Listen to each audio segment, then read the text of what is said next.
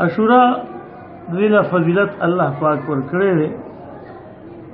نو نمبر 1 خبره خدا دا چې علماء کرام فرمایي فقی ابو اللیث سمرقندی رحمت الله علیه د ابن عباس رضی الله تعالی عنهما پر روایت سره وینا فرمایي چې د ځمکې او د اسمان پیدایش دا د عاشورې په ورځ باندې شوی.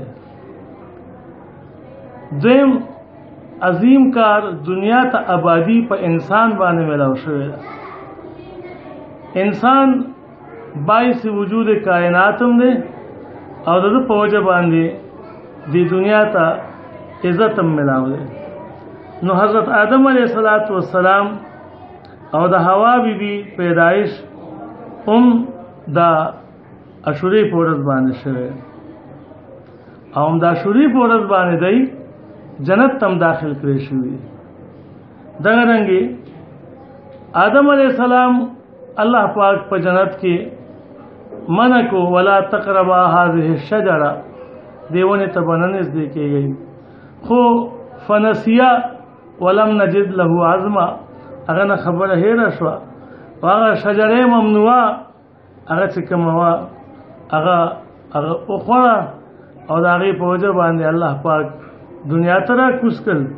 او بیا قصه اوږده ده خبره آدم علیه السلام توبه وایسته د هغې دا توبه چې قبوله شوې ده نو دا هم بیا د الله شان ته ګوره د عاشورې ورځ وه. ادریس علیه السلام لوی پیغمبر و الله پاک غلی وایسته پیغمبران ټول د عظمت خاوندان.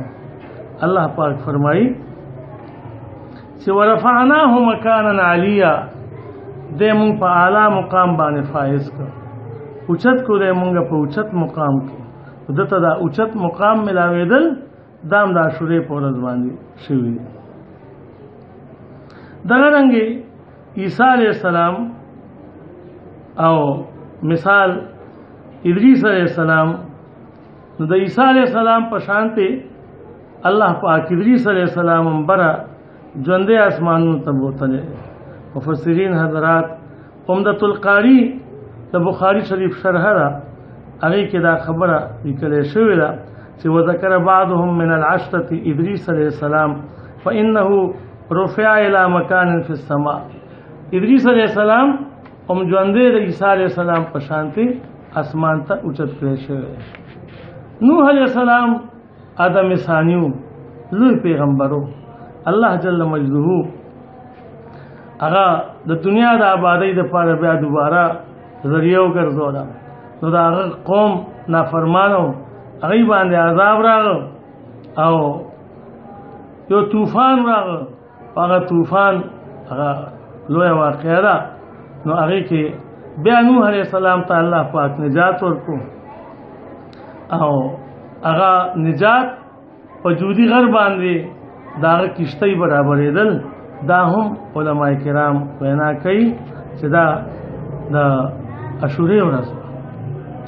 دغه رنګې ابراهیم علیه السلام سبحان الله زموږ د پیغمبر علیه السلام جد اعلی نیکه خلیل الله الله پاک په هغه باندې څومره امتحانونه راوستي او مثال عظیم پیغمبرو لوی انسان هغه د امتحان په طور باندې اور کې واچولی شو.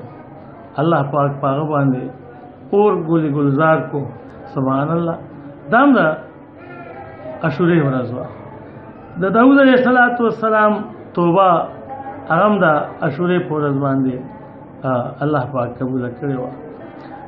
حضرت سلیمان علیه السلام عظیم پیغمبرو لوی انسانو هغه دعا وکړه چې رب هب لی رب اغفر لی وهب لی ملکا لا ينبغي لاحد من بعدی. خدای مال داسې حکومت راکړه چې ما نه پس د بل چا نه ورکړی. دا حکومت ملاوېدل دته او دا دعا قبلېدل ده دا هم د عاشورې ورځ وه. حضرت ایوب علیه السلام مشهور دی په ایوب صابر باندې. الله پاک څومره تکالیف علما څومره بیان کړی خو د فریاد نه کولو. اخر چې تکلیف ډېر زیات شو محدثین او مفسرین حضرات فرمایي چې تکلیف ژبې ته او زړه ته ورسېده نو د په هغه وخت کې چې خدایه اوس خو ستا د یاد نه پاتې کېږم، ذکر نه پاتې کېږم. سبحان الله. د ده دعا قبلېدل دا هم د عاشورې په ورځ باندې. عاشوره څومره لویه ورځ ده، څومره لویه ورځ ده. فرعون غرق کېدل او د موسی علیه السلام دا نجات. سبحان الله. دا هم د عاشورې ورځ وه. د یونس علیه السلام هغه هم یو امتحان کې راغو، قوم سره معامله راغله، نو دی لاړ او دریاب کې هغه ټوپې که د مهي خېټې ته لاړ. مهي خېټه کې چې هر څومره ورځې وې تېرې کې، هلته کې هغه یو دعا وکړه، لا اله الا انت سبحانك انی کنت من الظالمین. نو چې کله یونس علیه السلام دا دعا وکړه چې خدایا دا خو لا اله الا انت سبحانك انی کنت من الظالمین، الله پاک دا هغه آواز قبول کړ. دا مهرباني هم د عاشورې په ورځ باندې وه. عیسی علیہ السلام ظالمانو گیر کو د پانسی د پاره پانسی گاٹ کے اچول. اللہ پاک تو گورا، جس کا حامی ہو خدا اس کو مٹا سکتا ہے کون. اچھا خدے بھی بے سوک نے چاہلے وہ تکلیف ورکی تو اللہ قدرتونه و طاقت. اللہ پاک عیسی علیہ السلام تو فرمائے ورافعک الی ومطهرک من الذین کفروا، تو بتا ځان ته اوچتوم او د دې کافرانو باندې پاک او د دې ګنده کوتي وا تا ته نه رس. دا عظیمه مهرباني د عیسی علیه السلام سره چې الله پاک کوله چې ژوندې اسمان ته بوت. دا مهرباني دا هم د عاشورې په ورځ باندې وه. یاره څومره واقعات دي چې شوي دي.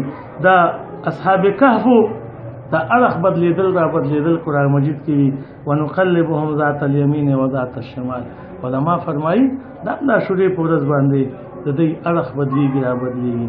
او په 10 محرم الحرام باندې الله د حضور علیه الصلاۃ والسلام لخت جگر هغه شخصیت چې حضور علیه الصلاۃ والسلام با هوګه باندې ګرځولو او خلق بوي چې حسین او حسن تاسو څومره لویا سورلۍ ملاو ده. نبی علیه السلام فرمایل چې شهسواران هم څوک دي کنه حضور علیہ السلام کو گو مبارک باندې، او هغه چې حضور علیہ السلام هغه تخپل ریحان ویلې ریحانیه دا دواړه چې کوم دي زما ګلونه دي هغه ورته ویلي. او سبحان الله حسنین مبارکین ہوتے سیدہ شباب اهل الجنه ویلي دي، د جنت د ځوانانو سرداران هغه ورته ویلي. نو لوی عظمتونه والا شخصیت هغه په کوم عجیبه حالاتو کې هغه ته مقام د شهادت ملاو شو. دا مې عظمتو چې الله پاک دې د حضور علیه السلام خاندان له ورکولو هغه هم په دې ورځ باندې شهید شو. د هغه زنانه بیبیانې د هغه اولاد هغې سره څه واقعات شو. دا هم دا لویه ورځ وه. الله دې هم د امام حسین او د امام حسن رضی الله تعالی عنهما د هغې د مور بیبي فاطمه الزهرا رضی الله تعالی عنها د هغې د پلار د حضرت علی رضی الله تعالی عنه او د هغې د نیکه مبارک محمد رسول الله صلی الله علیه وسلم د هغې په خاطر باندې الله زموږ په دې امت باندې رحم وکړي او مسلمانان دې الله پاک دا اتفاق او اتحاد په ثمره باندې مالامال وګرځوي. او زما محترمو یو عظیم واقعه په دنیا کې به انقلاب راځي، دا ځمکه اسمان دا به ختم شي، دا قیامت چې ورته ویل کېږي دا به د عاشورې ورځ وي.